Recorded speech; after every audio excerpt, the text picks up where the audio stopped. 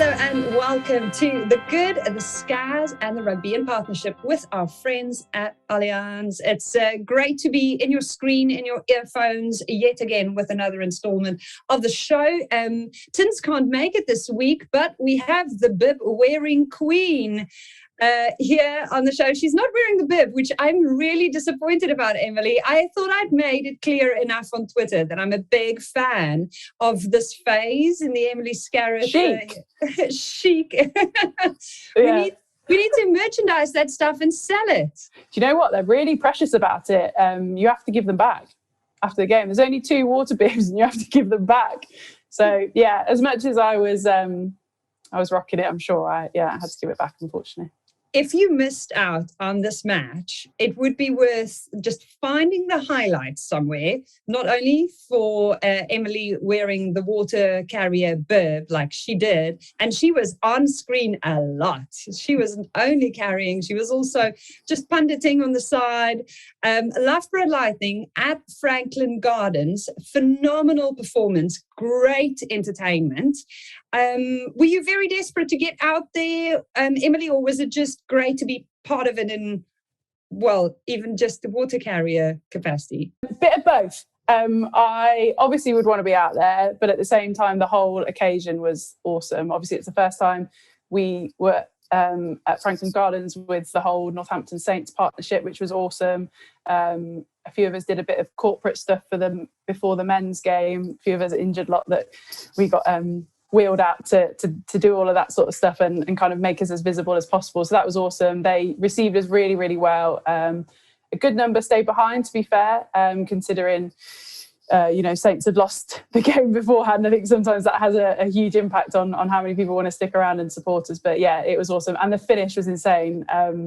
We started really well, and then I was concerned because we had a dip and Exeter came back and the way they're able to keep the ball and stuff. But then the last 10 minutes, Sadia Kabeo was an absolute machine amongst others. And there's this wide view. There's a couple of different angles of where the game's recorded. And there's this wide view. Myself and Datisha Harper were water carriers. And as Sadia scores that final try we thought with time up, but apparently there was like 7 more minutes to go because none of the clocks were aligned, which was really frustrating. But we're just going absolutely nuts. It's like we won the World Cup final, which is obviously we need to kind of get back in our box a little bit. But it was a big win for us in the context of the season and stuff. So yeah, the girls loved it. Well, we welcome to the show this week an all-female lineup, and we don't mind it this way at all. We're in such esteemed company. She's known as Tails. I feel like I should still call her Rachel. Currently coaching Allianz Prem 15 side Sale Sharks, the only player to captain both the Welsh 15s and a 17s team. Played, captain and coached Barbarians. I mean, it is a CV of note. Tails, welcome to the show. Shall I call you Rachel? Where are we? Fine, Tails is fine. I respond to both, but Rachel normally if I've done something wrong, so Tails is good. Okay, brilliant. Welcome to the show. Where are you? Where do we find you right now? You find me pre-coaching, actually. So I'm up in North Wales, but I'm just about to go coaching Colwyn Bay's end side this evening. So it's a little bit windy and blustery up here, but yeah, I'm placed up in North Wales and probably about an hour and 20 minutes away from Sale. Wow. And with the storms that have just recently whipped through, I mean, a portion of my house whipped off, but luckily I didn't have any actual water or wind come inside. Are things okay out there? Yeah, probably unsurprisingly, we're on AstroTurf tonight. So there's not many pitches that have survived up in North Wales.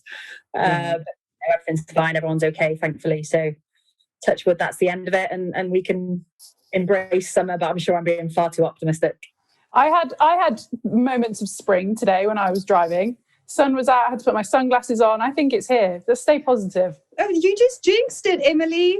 Like, I cannot believe you just said that. We're not even into March yet. Yeah, you got to believe in these things. Wow, the optimism. March. I don't know when it's okay to go into sliders, but not yet. Well, I do have blossoms in the background of the picture there. So, I mean, I saw the blossoms and just went straight for them. I was like, any bit of cheer, any bit of, there's summer on the horizon, I'm going to grab and take home with me. you are coaching men, and I'm sure people ask you this a lot, but I'm just going to step right into that now. How is that different? Oh, that's frustrating. I don't know if I can give it like a true answer. I guess like I've known Colwyn Bay Rugby Club since I was 5-6 years old, so I guess I've never really been seen any different. Probably haven't been seen as a I was going to say probably haven't been seen as a woman, but I hope not.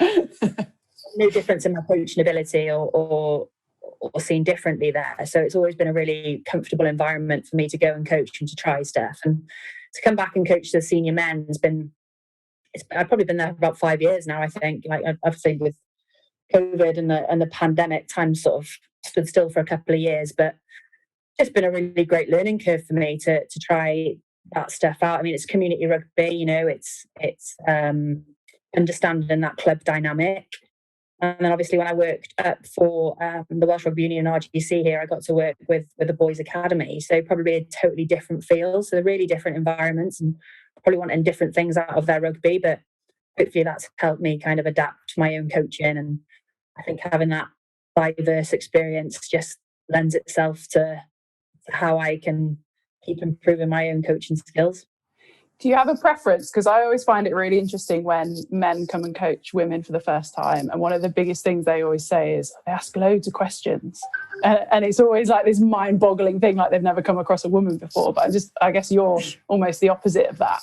I just wondered if you have a preference in terms of, because I know the girls largely are really receptive to coaching, full stop. But having never coached, I guess, a men's side before, it's just quite interesting.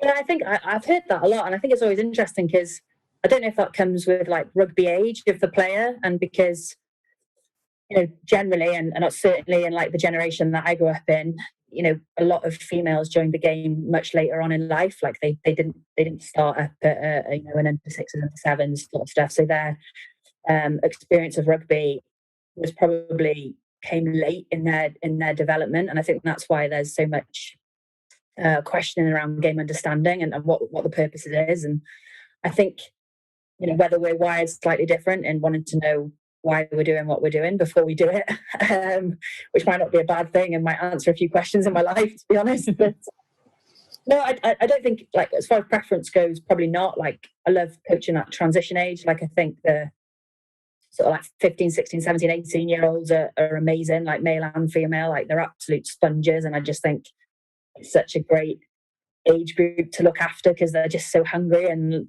receptive, and they're also just so confident and willing to try stuff, which is great and pushes me out of my comfort zone. But yeah, I mean, Colwyn Bay, I've been really lucky because I know them so well, which has been really nice for me, and I'm looking forward to see where they go in the future. You know, when it's not me coaching them.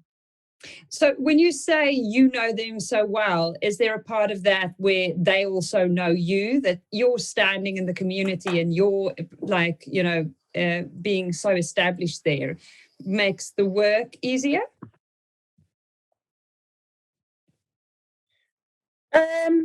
Yeah, I mean, I get taken the mickey out of quite a lot. I take the mickey out of them quite a lot. I think, you know, family, like it's a proper community club. You know, families and generations have gone through it. You know, there's fathers, daughters, sons, you know, granddads, everybody there, and everybody knows everybody to a certain degree. And I love that part of it. That's what initially got me into rugby. That's why I love the game and what it can do. And yeah, I think we'll always try and stay true to those family values there. You know, one of the players has just had a baby and it's amazing, and it's just really nice to be part of their lives. And I'm not sure they'll say the same thing about me, but yeah, no, it's great, and it's just such a nice feel to it. Proper rugby club. Yeah, if we ask them about you now, what would they say? Probably I'm always in a mood, get really stressed. No, hopefully they'll say I like a Guinness. Proper rugby club. Yeah, no, I think I've tried to be like the club was in a bit of a difficult position when I got there. You know, they'd been promoted and then the following season relegated. You know, they found that season really tough and they took some really heavy losses, but they were a group of players that would rock up with 12 and get through it. And I think we've tried to not build it from the bottom. It's not it's probably not what I mean, but just try to put a little bit of why they do what they do back into the game and build up that relationship with rugby again and each other, because I think they just lost that. And it's great to see, there's friendship groups there, there's brothers that play, and I think, they'll probably say I'm a bit wacky, like a bit airy and a bit crazy, and hopefully a little bit different to what they've had coaching before. But I think it really worked for us, and yeah, I just really did enjoyed it. When you say wacky and airy, like what would they point to as examples? Are you guys, talking about your feelings the entire time? Have you got crystals? Like, what are we doing? No, although I did try a feeling session, I didn't go down so well in the early days. But I think we've tried to do different stuff, and I try and make it as fun as possible. Bring like different coaching ideas into it, and let them have a lot of ownership over it, which they probably haven't had before. I think one of the first sessions we played like a game like Crazy Rugby, I call it, which is like multi-directional, and then there's some constraints in it, and on the whistle you play sort of normal rugby, and yeah, like you hear some of the language being used again now, and it's nice to think that they've kind of embraced that side of it quite well. Did a whole theme around Queen, Bohemian Rhapsody for a bit of the season, so that went down. I'm not sure that went down well. I think that was probably more for me than it was for them. I thoroughly enjoyed it, and they probably just thought it was bizarre. Were you singing? Like, what role did Queen play? Are we talking dress up? No, we never got to that because of COVID. I mean, it probably would have happened had that not happened. No, just a lot around like language, I guess, and like the songs that get them motivated. They gave me an absolutely shocking playlist, so I thought maybe I could give them some music education. But no, just like language and bits around the song and meanings and how that relates to the way we play, I suppose. So they brought into that quite well. Like, I did change a few of the covers, like the album covers that Queen used to have, like superimpose some. Photoshop their faces. Yeah, Photoshop their faces. And there was one of there was something where there's an app, isn't it, and it makes you sing along to a song. There was a couple of them that floated around, which were a little bit embarrassing, but they were good fun. That's brilliant. That's very lateral as well. I mean, you're really spending a lot of time arts and craftsing, or digitally arts and craftsing around getting them kind of, I don't know what, like getting the imagination going. Yeah, I guess it's community rugby, it's club rugby. I suppose it's just ways to try and keep it fresh and engaging and fun more than anything. Why should they come on a reason called Wednesday night and give up a Saturday when they could be working or with their family? So just trying to mix it up and add a little bit of humour in there. Have you taken any of those ideas to Katie and Sharks?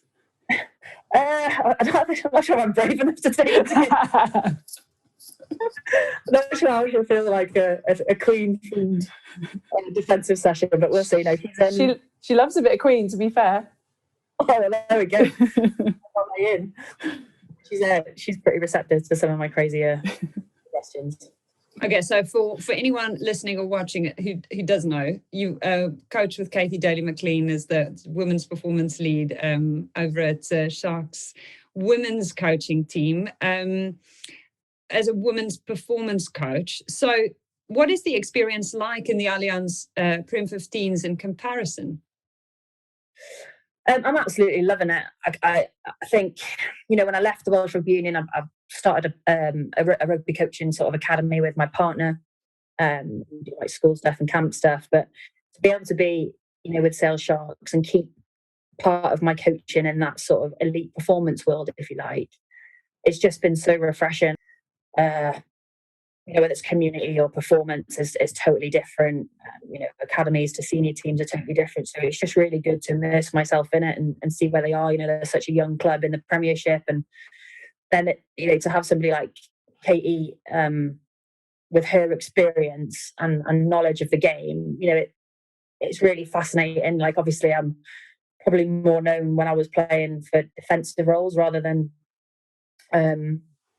attacking roles, certainly against England. I think it's fascinating from her experience with that game understanding from an attack perspective and a game management perspective, in the women's game. It's just really interesting to learn from. I suppose it's both sides of the ball, and that's something that hopefully I can get as much learning from her in a way around that, to help develop my coaching as well.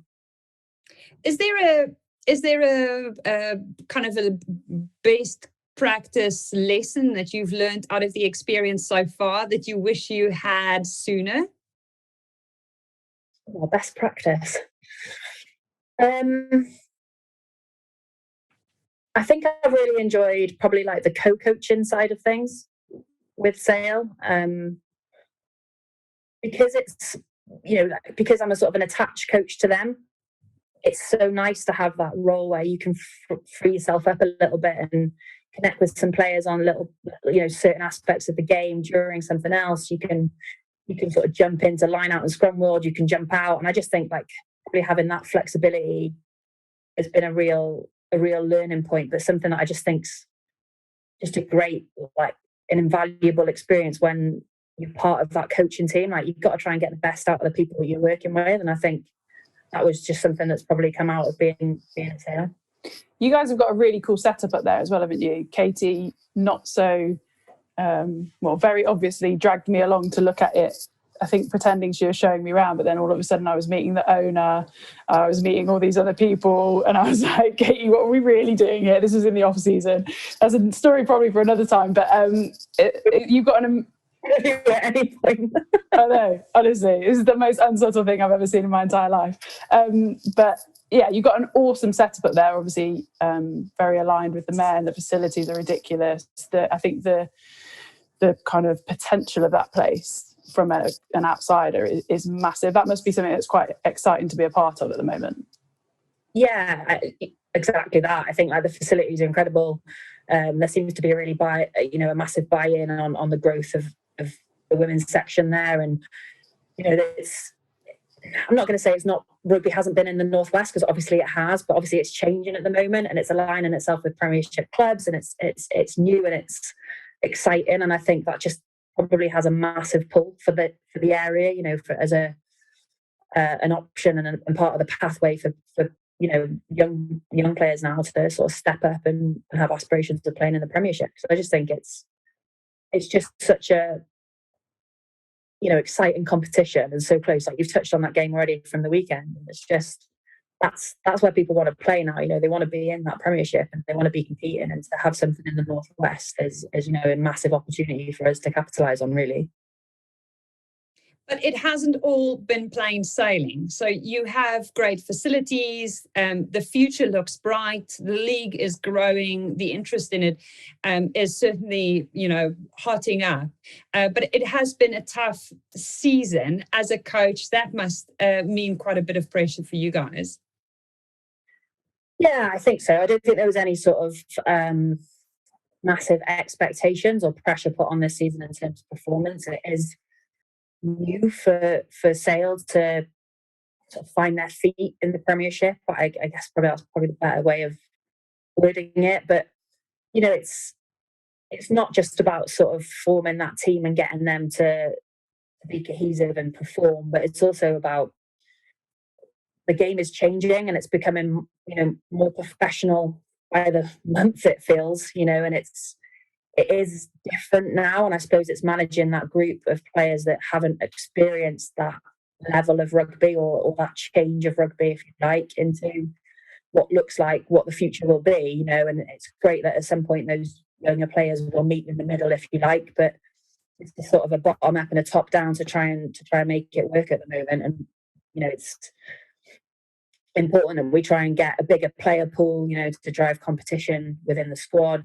up here, and it's really important that the teams underneath them are playing competitively, so that there is that kind of step up and that pathway underneath.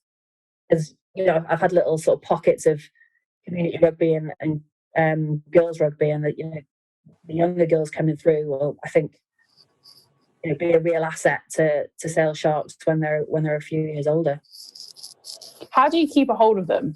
Because I think we've seen, I think it was a TDG thing not long ago, wasn't there? Or the announcement of the England under 18s or something. So many of that squad, I think over 50%, are based in the North. And I'm being very general with the North, but based in the North. Yet, obviously, the trickle-down effect to the Prem, and has been for years, is then everybody exit seemingly and hits up all the southern clubs. Like, how do you retain those players? How do you keep, like you say, rugby strong in the north in order to continue to grow that? And I appreciate you might not have the answer to that, but obviously that's got to be something that is on yours and Katie's mind.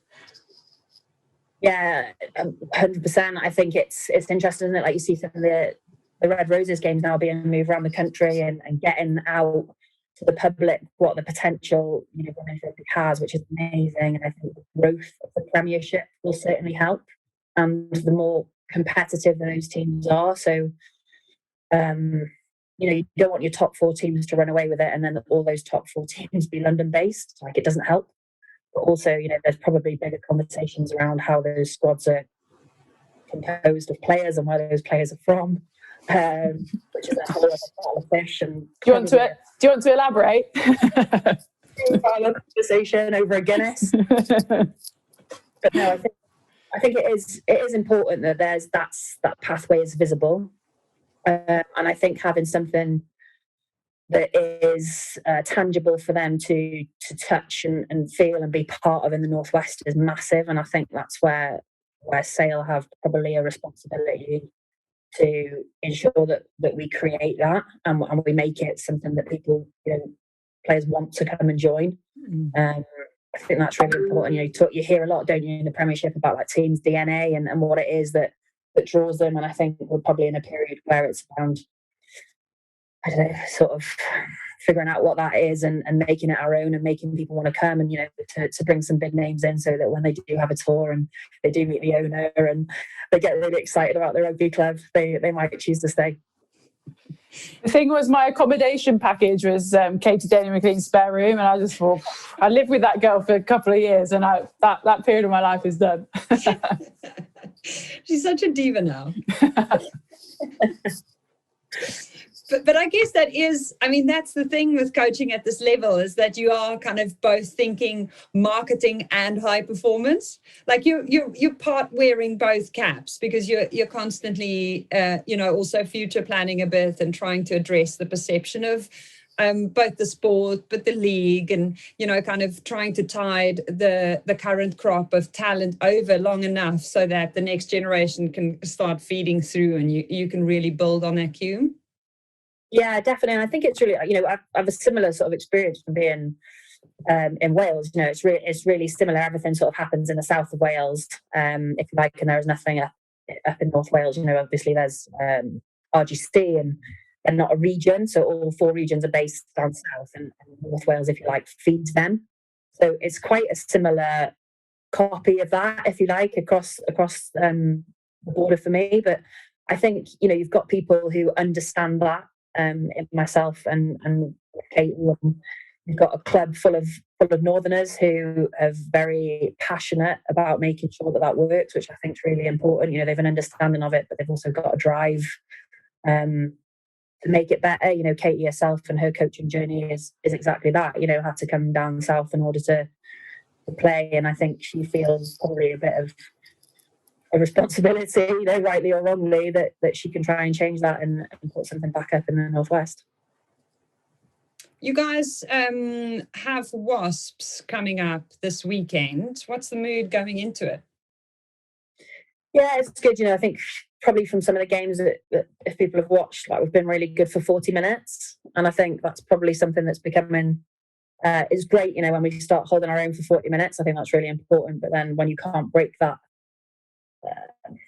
invisible barrier, if you like, it becomes more of a weight than anything else. So we've had some good performances, and we've started to score after conceding, which has been really important as well, to understand that we can keep ourselves in the game. So I think if we can try and tie in a few of the halves from the last couple of matches and then put them together, it's all about performance, and just making sure that the bits that we look at the beginning of the week are the bits that we sort of focus on for the game, really. The weather hasn't helped up here, and I think we might be on an artificial pitch for the weekend, which would be nice, although saying that, Wasp didn't really like playing Bristol in the mud, so I might give it a really good watering before we...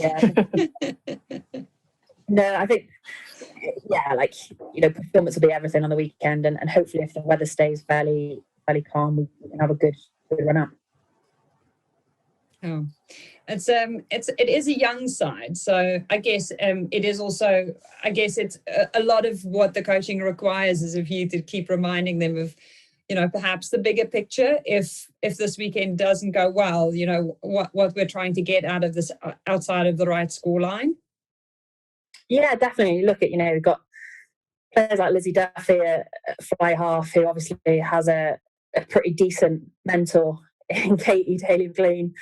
But she's literally learning at the coalface, if you like, game by game, having those decisions, getting to sit down with her after and reviewing them. And I think it'll put her in a great place, for the future. And it's just about making sure that, I guess, we develop those guys in the right way so that they're still enjoying their rugby, but they're learning as well. And if we can make that experience good for them, they'll hopefully stay at the club as well and keep coming back to us.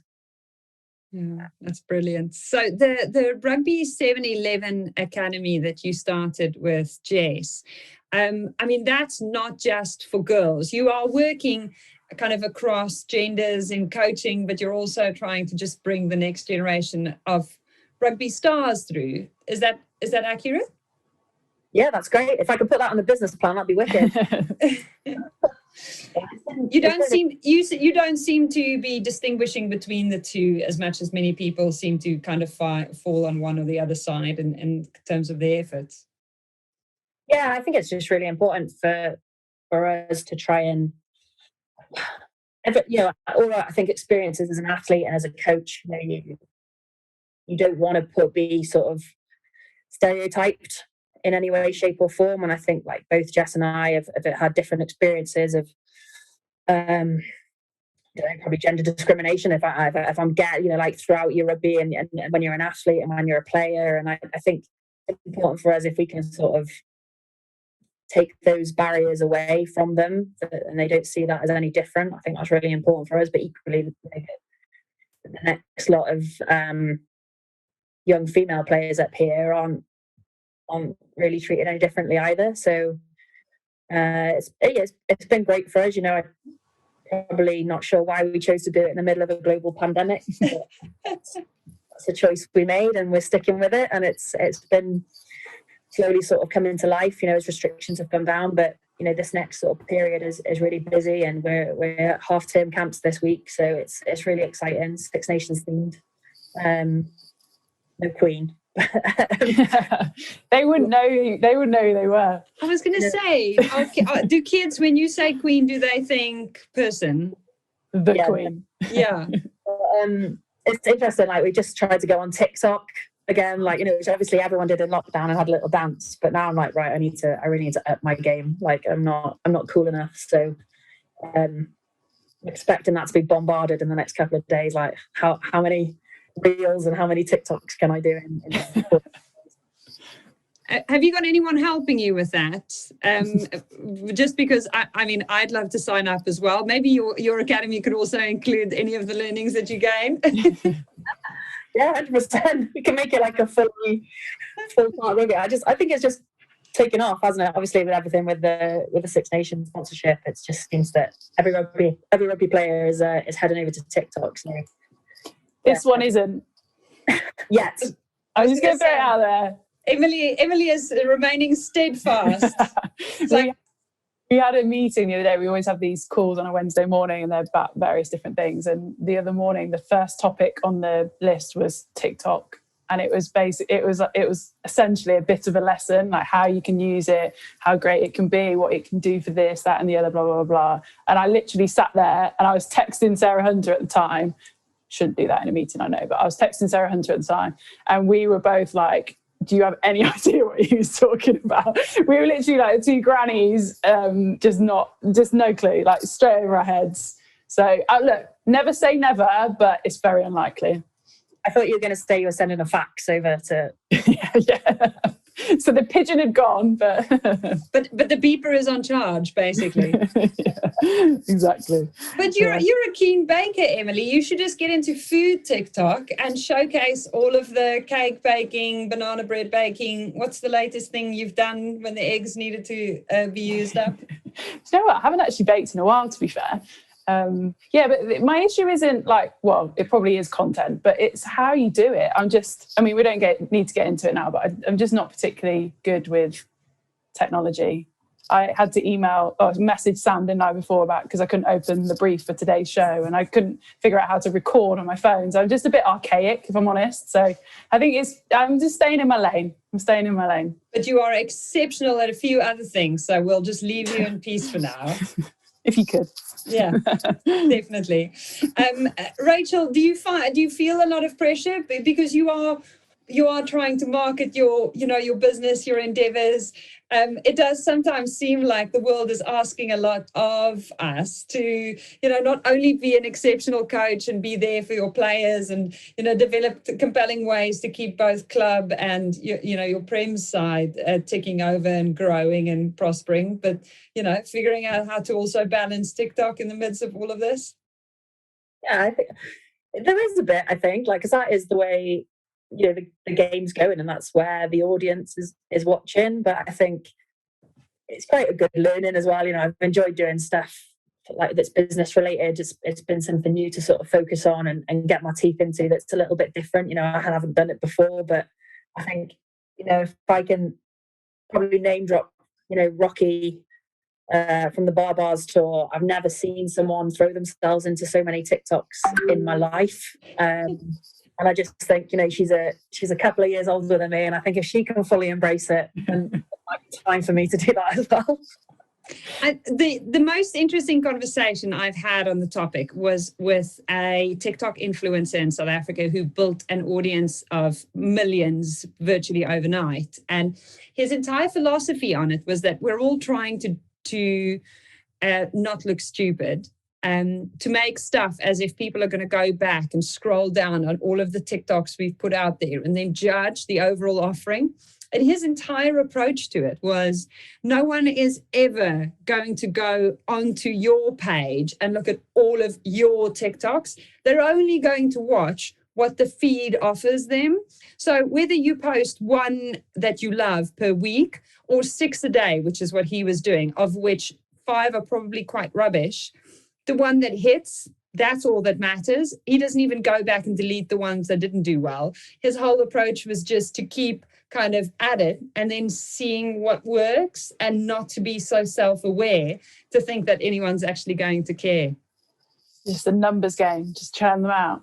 Just keep doing it. It's a bit like getting out there and just playing. Like no one is after 10 years going to go back and say how many times did you fail. It's about how many times you succeeded.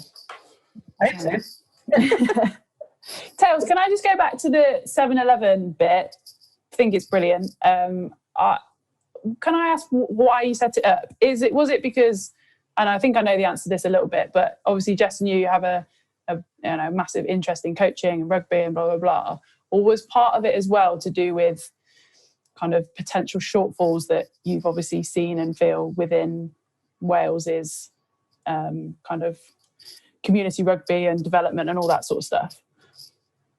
Yeah, I think probably part of that is the reason why. Like obviously, I love coaching, and I was so fortunate enough to get a chunk of that with the community department. In the Welsh Rugby Union, I had some crazy experiences. To go out and coach in Japan, and just gave me like a real love for that level of rugby. And I think there's obviously, I didn't live up in North Wales the whole time. I've lived down in South Wales, I've been in Bristol, moved about, and I've come home, and part of me does feel like I need to do something here in order, not about repaying the people that have supported me, but I think the growth of the women's game, certainly in Wales and England, has just expanded so fast. It's almost like the provision that's there isn't ready for it. And I think there's a real difference between probably that participation side of the game where people want to come in and play variations of the game. So tag, touch,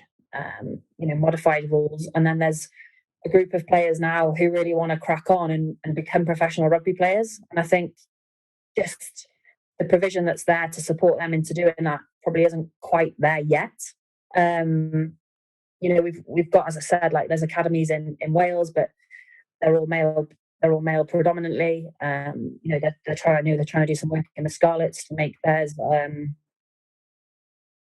female based as well. But all these facilities are there. It's just they're not an offering for the female participants, which just seems a bit crazy. And I think we saw that opportunity, and I suppose it's something that's really important to both Jess and I, is ensuring that there's that offering for women and girls, particularly passionate about that, and making sure that we provide something for that. And like being selfish, it's a great way for us to stay in the games, stay fresh, figure out what kids love, and keep us on our toes as coaches. So it's a bit of both. And obviously Jess is fluent Welsh language and still learning, or always learning. I should rephrase it as. And it's really important for us to have the Welsh language side of it as well. It's a massive part of our heritage, and we don't get a lot of that at that level in rugby. So yeah, it's probably 101 different things. And like I said, a global pandemic and a lot of time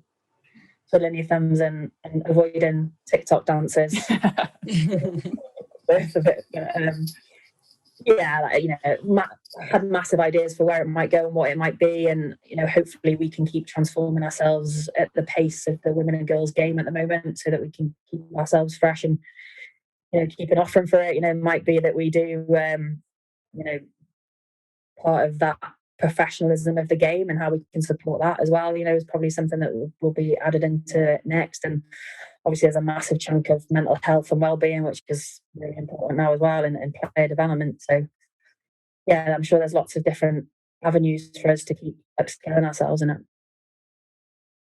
It's interesting to me that you mentioned the Welsh language thing, because I'm also not speaking my first language here. And identity is so closely intertwined, particularly when you start playing rugby for your country, as you did on so many occasions. And it's often when you look back at that journey and going, where is the next, group going to come from? And how closely linked will their ideals of performance be to maintaining, something that would leave a legacy. Is that what you're doing, even from outside of the establishment, trying to build on something that has sort of value beyond the scope of your very impressive career? Yeah, I think it's obviously there's always that part of developing players, isn't there, and making them want to be better rugby players. But I think any coach is, if they're in it for the right reasons, is about helping them as a person and making sure that they sort of develop themselves in that way. And I think, in Wales, rugby is such a massive part of people's lives. You look at it, there's this next few weeks with the guys' Six Nations, it turns into an absolute frenzy of rugby. And it is really important to people in Wales. And like you said, that the language part of it for us is woven through everything that we do in rugby, and it's huge. And sometimes I think we probably lose our identity a little bit. So yeah, Jess is a first language Welsh, and North Walian Welsh as well, which is obviously very different to South Walian Welsh. Yeah, it's great for us to be able to do that and to get the kids to feel confident giving feedback in their first language, and asking questions in their first language is really important. I think it just makes them so much more comfortable and able to sort of throw themselves into that learning process. Do you feel a lot of pressure? Is it pressure, or is it responsibility, just kind of as a steward of of that generation coming through? Yeah, I don't think it's a pressure. I think it's just something that you want to retain that heritage. I think I was in a Welsh speaking primary school, but not in a Welsh first language secondary school. And it's something that we've said, if we go on to have kids in our relationship, it's something that we want to ensure that our kids speak Welsh. It's important to us, that we keep that part of it. And I think, it's funny, isn't it? Like, languages come and go. And at one point, people thought the Welsh language was going to fizzle out. But in some pockets of the communities around here, it's just such an important part of our lives. And we kind of feel a bit of a responsibility to ensure that we don't let it go, or we don't get complacent and just speaking English. Yeah, sorry. We're going off on a multilingual like tangent here, and Emily's just sitting there like puzzled. But this is a conversation that my friends have all the time: is do I send my child to an English first language school, or do you raise them in a language that's only spoken by a few million people? But the benefits of being multilingual and being able to think that way, I do think it changes your brain like structurally. Yeah, 100%. I think it's amazing. And like I said, I think it helps players who are first language Welsh just feel so much more comfortable and like engage in a conversation. And I think, if I flipped it and I was in an all Welsh speaking environment and I didn't feel confident asking that question, maybe I wouldn't do it, because I'd feel I wouldn't want to embarrass myself with like not being able to say it. And I just think, yeah, like it's really important that we don't let that go. And give them the right opportunity. And yeah, hopefully like it's something that I keep learning. I practice with all the young kids. The secondary school kids are a little bit more savvy and a little bit more ruthless for my pronunciation. A really good relationship with them, I sort of drop a little bit in. But getting to coach like minis and juniors in Welsh is brilliant, because they actually help me speak the language. It's really cool. Like they're pretty good like that, and yeah, keeps me on my toes as well.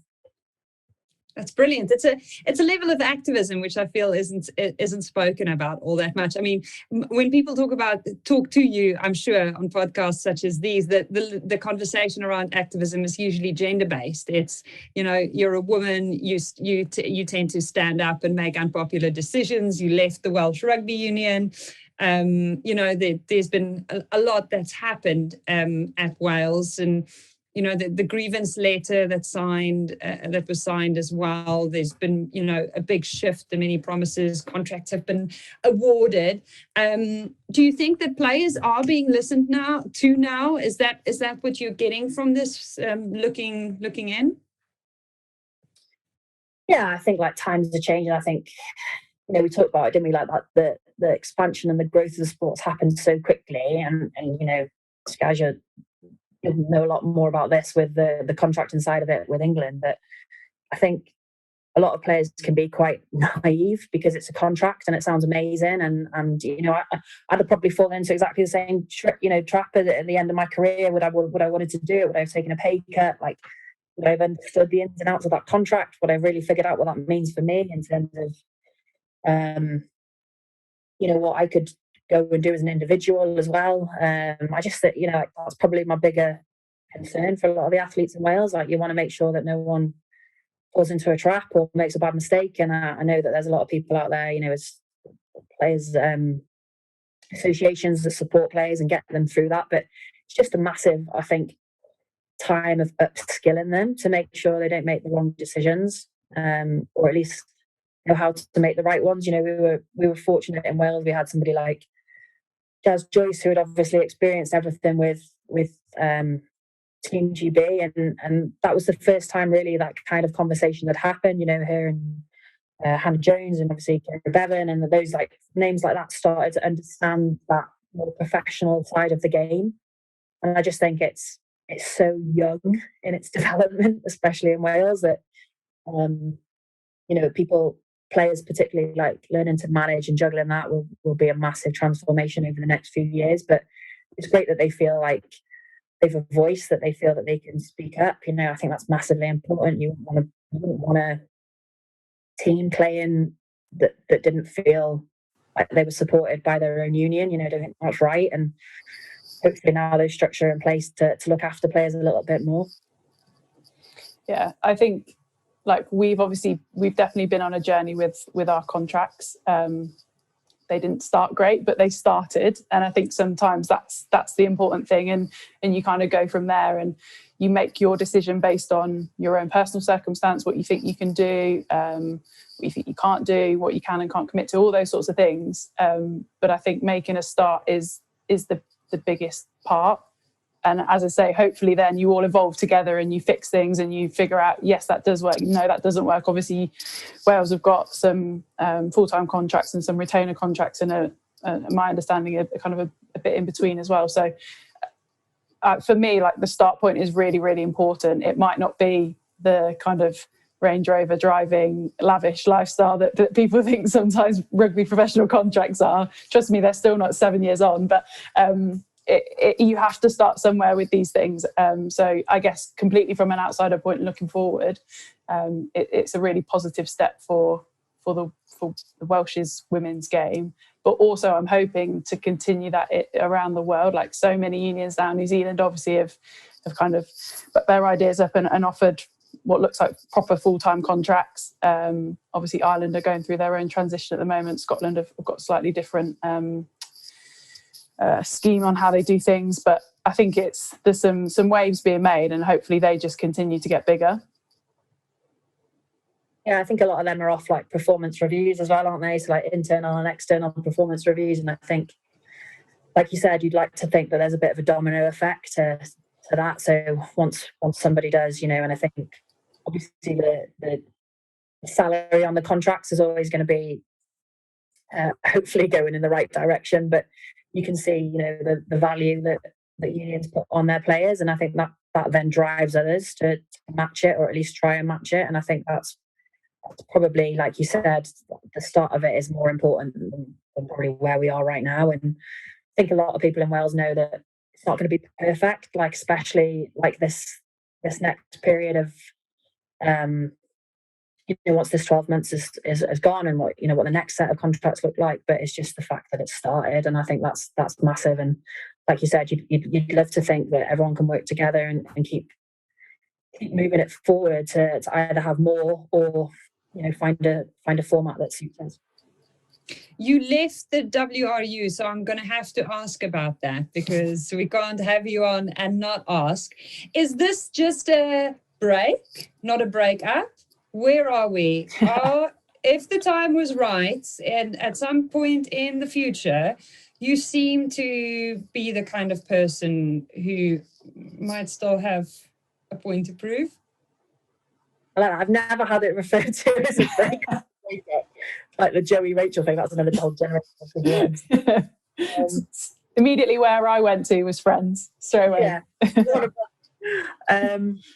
No, like I think I said like last year that although I'm not involved with the Welsh Rugby Union anyway at the moment, I don't want to shy away from having aspirations. Like I said, I'm massively passionate about Welsh Rugby, and if I ever got the chance to coach the national squad, I think it would mean an awful lot to me. I'd love to think I could do something a bit different there that might work. But yeah, I think there's certainly going to have to be a period of time where I can go away and really reflect properly, and probably continue my coaching journey and learn from different environments. Like I said, I'd worked for the union before, and then obviously up in North Wales, which is still union run. And yeah, I think it's important as a coach that you go out and see different environments and how different people do it. I think is massive, So trying to put a positive spin on it in that way, that I can go and upskill myself. And obviously, like we spoke about the Prem, I think it's a great place to do that for me at the moment, certainly. So yeah, I think I won't shy away from the fact that I'd love to do it one day, but it probably have to have a little bit of time. Well, I mean, the Barbarians, we love, seeing you involved there in the meantime. So between that and, the Allianz Prem 15s and the club, and, it's not like you're sitting still. You're still making massive moves and having an impact. Sorry, my cat is making a lot of noise under here. Tell us about the Barbarians, just to reflect on that, because you ended up having a pretty solid crowd. I mean, record-breaking, in fact, at Twickenham. That game, Mo Scarrett, I always call her that.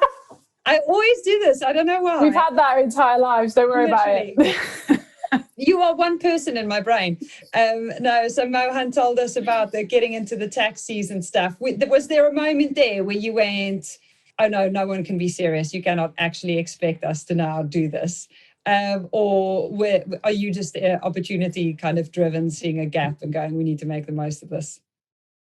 Yeah, it was a bit like opportunity, I think. Like the players had mentioned at the beginning of the week, like the opportunity that it would create having the double header and how much it meant to them to a fair chunk of them to be at Twickenham. That was huge for them as well, and to have that global audience was a massive part of it, and probably that responsibility of making it right for the next generation.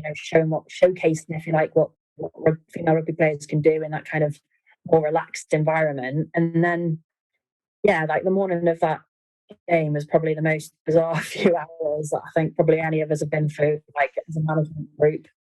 But it was just that sudden, that penny drop moment of like the players want to have an opportunity to do something massive, and we can actually make it bigger than we ever thought we were going to be able to. So it just suddenly seemed like the right thing. And I think, I like to, obviously, Barbarians is a real privilege to be part of, but that group of players that day, to be able to manage themselves as people and as athletes, is a real credit to them, because they literally just embraced the opportunity. And I think, when we then got to play, they just soaked it all up.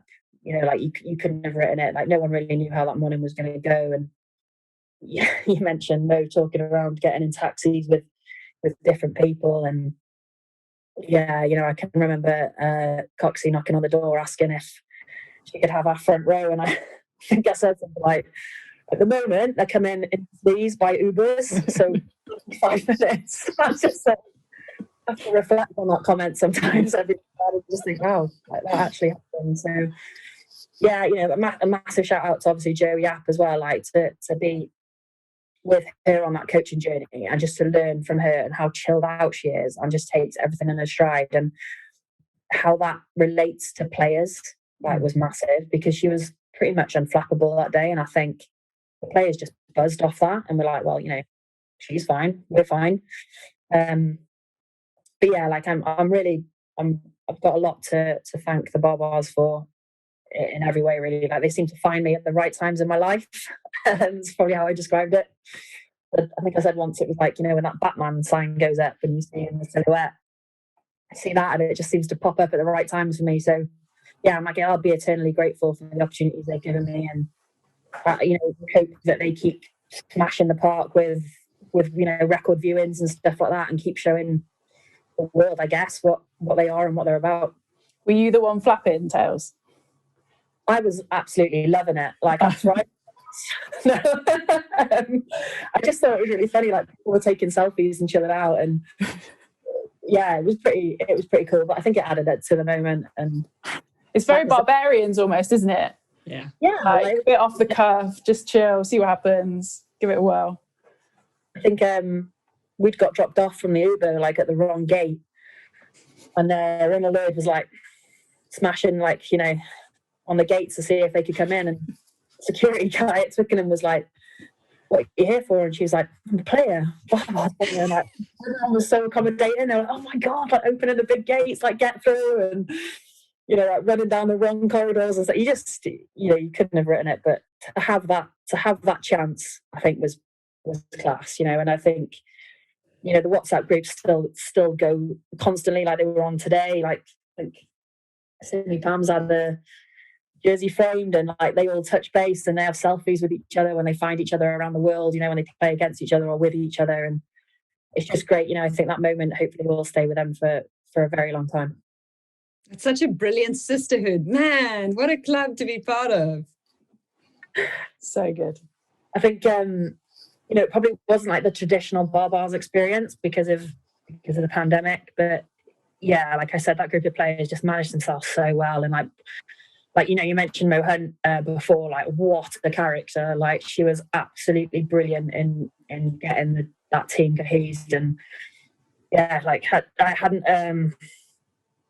had the privilege of coaching her before or our paths crossing, so I was just really impressed by her as a person, and she certainly lived up to the jersey.